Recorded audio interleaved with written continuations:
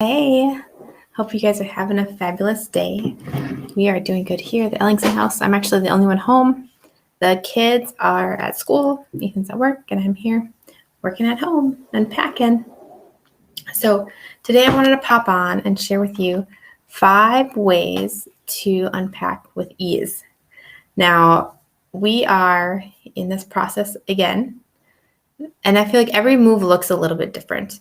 So this move has looked completely different than our numerous other moves, which we packed up some of our stuff, unpacked it, and then when we sold our Minnesota house, now we just packed up a bunch more stuff, moved it here, and I'm in the process of unpacking once again. So 5 ways to unpack with ease. Number 1 is give yourself grace. Unpacking becomes just as messy as packing, right? You're literally taking things out of boxes and then running around your house trying to find a place for all the things. It gets messy. It just does. So not having that expectation that everything's going to be clean and orderly right away can really help. Right now, I can't see my kitchen table. Just going to put it out there. Like, I'm not perfect and don't ever want to be. So like what happened was we had totes that we had packed up the weekend before, and then we needed to drive back to Minnesota to get another load, and we were out of totes. So I unpacked those totes, put them on, all the stuff onto the kitchen table, and then went back to Minnesota with the clear, empty totes. And here we are. I have a big old heap on my table that I've been sorting through and putting stuff away, but it's not pretty right now, and that's okay, right? It's part of giving yourself grace. There's also some boxes on the counter and random places throughout the house. I don't know. I feel like it's normal. So I just want to say grace is number 1. Number 2, take it one task at a time or one box at a time if you need to. When you start unpacking, set up your basics first. Okay, you need a bed to sleep on, you need clothes to wear, and food to eat. Those are your 3 main focuses on your first day of unpacking, and keep focusing on those things until you have them done, then move on to the rest. So after I get the basics done, I like to help my kids unpack and set up their space. This is basically because I want them to have a smooth transition. And I know that as kids, they don't have as much say on the moving process and the decisions that are made during that process. And so this is my way of showing them that I am there for them and I am supporting them. And I'm also with them, right? I'm not just out here making all the decisions and hoping they're okay. Like I am with them. And so I make sure that I set up their space and give them a space where they feel comfortable and can go to relax and hang out if they need to just hang out and have some quiet time. When you're unpacking, focus on one room at a time instead of trying to unpack the whole house. And if that overwhelms you, focus on one box at a time, right? So it's a lot easier task to say, okay, I'm just going to unpack this box and think about that box than thinking about this huge pile of boxes that you have to get to. Just focus, focus. I didn't swear there. It sounded like a swear. Focus, take it one box at a time, and then keep going like that. So also set realistic goals for yourself and ask yourself what needs to be done first. So for me, it was laundry. Not even unpacking, laundry needed to be done first because I was behind on laundry last week, and then we packed up our clothes to go to Minnesota to pack. So they scooped out all their dirty laundry, and it's all in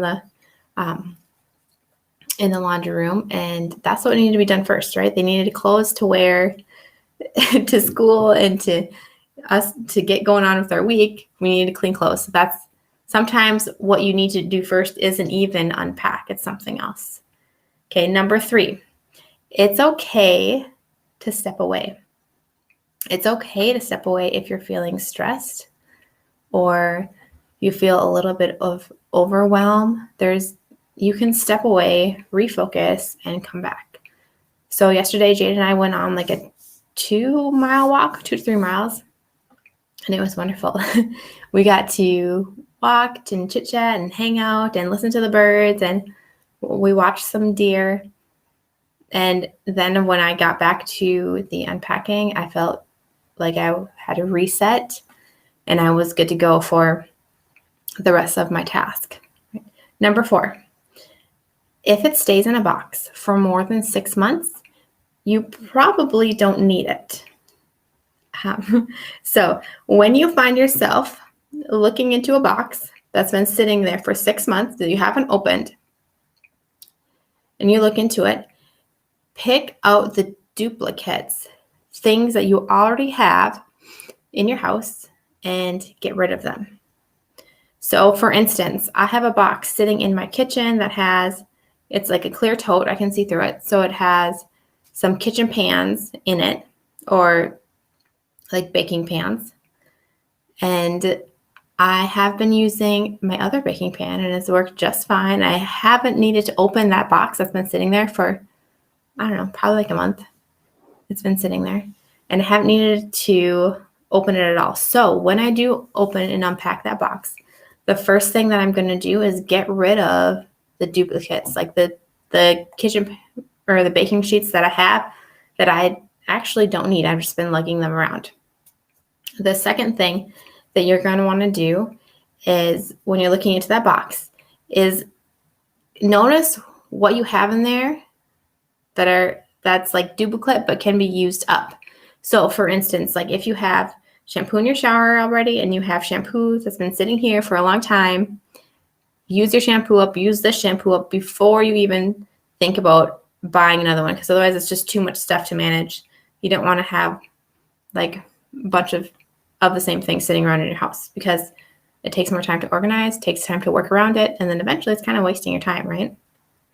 So another thing that happens with these boxes that sit for 6 months is that we have sentimental things in them.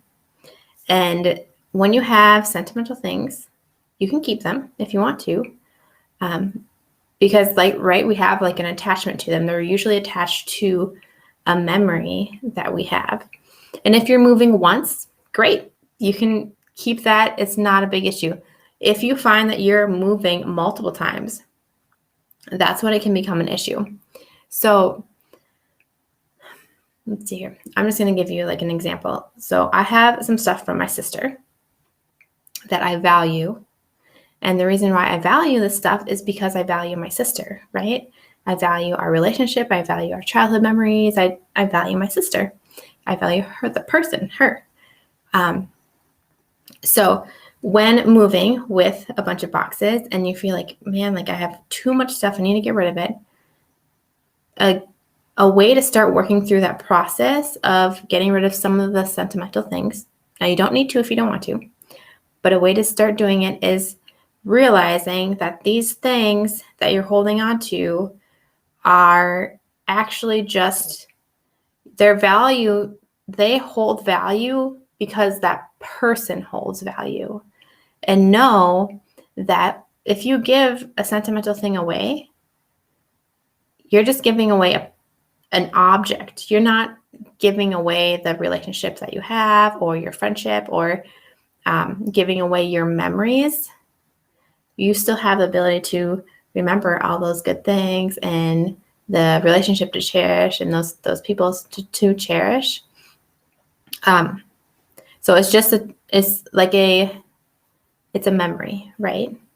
So you can give that item away and still hold your memory. So another thing that might be in this 6-month box is seasonal things.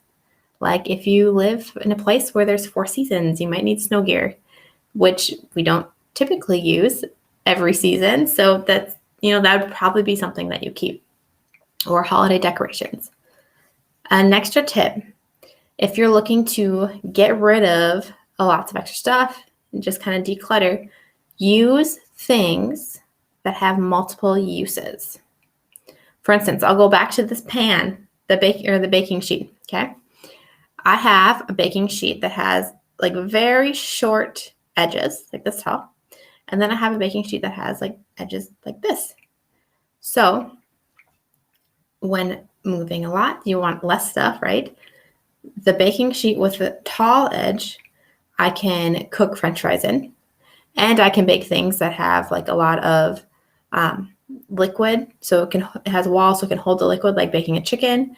I can also bake a cake in it and a bunch of other things. So that would be the pan that I keep. And the ones with the very short walls would be the pans that I get rid of. So things with multiple uses are the things that you want to keep. Okay. Number 5, use what you have when fitting things into your closets or getting organized. Use the things that you have. So I use totes and boxes that have short edges as storage underneath the bed. So the kids can pull out shoe storage or whatever they want that slides right underneath their bed. Also, I use like the big, larger clear totes for bedding and toys. I like to put all of the kids' toys in totes and then put them in the playroom so they can point to the ones that they want. They can see what's in there. They can pick it out without rummaging through the boxes. Excuse me. And then take it out. They pack up the new one, the other toys, we put it back, but then they can see it, and it also serves as nice stackable storage too. You can put bedding in there. I'm not sure if I just said that one already, but you can stick bedding in a tote and then stick it in the closet. And another way that we use totes in the closet, and this might be too much information, I'm just going to share it, is that there's a tote underneath Ethan's clothes that I put underneath Ethan's, like where his shirts hang. And I throw all of his underwear and his socks in there. He kind of uses it as like a big drawer because we didn't move this time with a lot of our like dressers and things like that. We put them into storage and just moved here without the bulk of a lot of things. So he is using that tote kind of as like a drawer. And I mean, we've been married for over a decade now. So like folding his underwear just gets old. So I'm like, I'm not going to do this anymore. So I just throw it in a tote and he's happy with it and I'm happy with it and it works, right? So if you have extra totes and you need more storage space, you can stack them in the garage too. And then label the front of them and one side. So the front and all left sides of the tote. That way if something gets stacked in front, you can still look and see what's in your boxes if you can't see through them. And if you are in the unpacking process and you want to dive a little bit deeper into this, I have the part 2 resource in the Homesick to Happy group. And it's questions to ask yourself while unpacking. And these questions will prompt you to think about things in a little bit of a different way. And then also I have like a paragraph underneath there for if you answer yes to this question, what's the next step kind of thing. And if you don't want that resource, no biggie. But if you do want it, the link is in the comment section comment section. And yeah, if you want it, cool. If you don't, that's fine too. But if you are walking through the journey of moving and unpacking or packing or life even after the move, just know that you don't have to do it alone. You don't have to walk it alone. Sometimes it feels like you're alone because you may be the only one moving to that area, but I promise you that you are not alone, okay? There are many people who have gone through this journey before and many who are moving right now. Sometimes it can feel just lonely and hard and like people don't understand. There are people who understand, and there are people who will lead you through this process too. So just find the right community. All right, well, I hope you guys have the best day. I'm off to get some more tasks done, so I'll talk to you later.